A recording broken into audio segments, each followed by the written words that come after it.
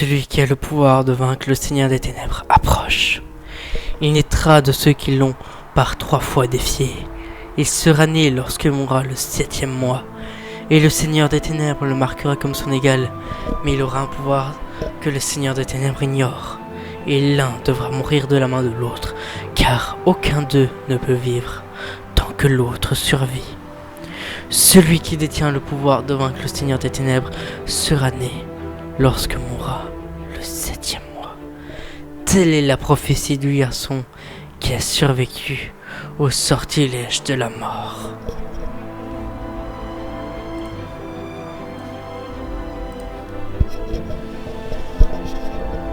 L'histoire se situant dans les années 1990, racontant la jeunesse d'Harry Potter, sorcier orphelin élevé sans affection ni considération par la seule famille vivante qui lui reste, son oncle et sa tante moldus.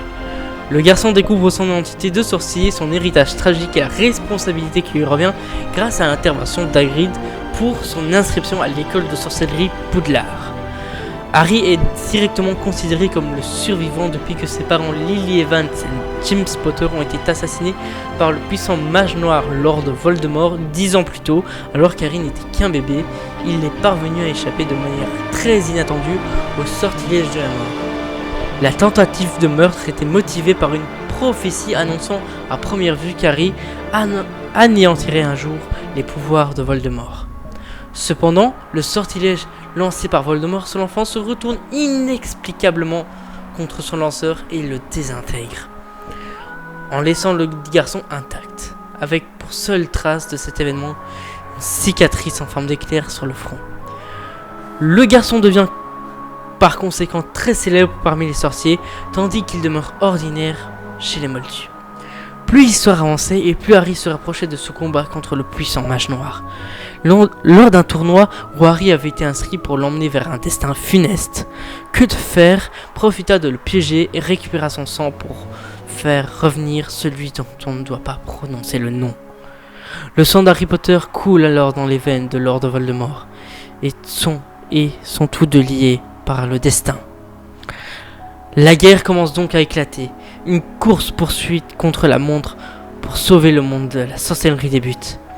Harry partira à la recherche des Horcruxes, qui sont des objets qui renferment l'âme du mage noir à l'aide de son meilleur ami Ron et de sa meilleure amie Hermione. À chaque Horcrux détruit, Voldemort devient de plus en plus dangereux et imprévisible. Mais avec le décès tragique de Severus Rogue, Harry va apprendre la vérité sur la nuit où ses parents sont morts.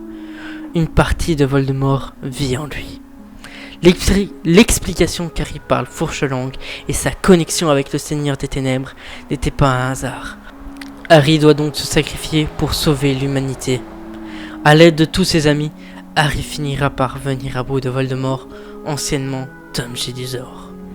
Et il sera devenu le plus puissant des sorciers que le monde magique n'ait jamais connu.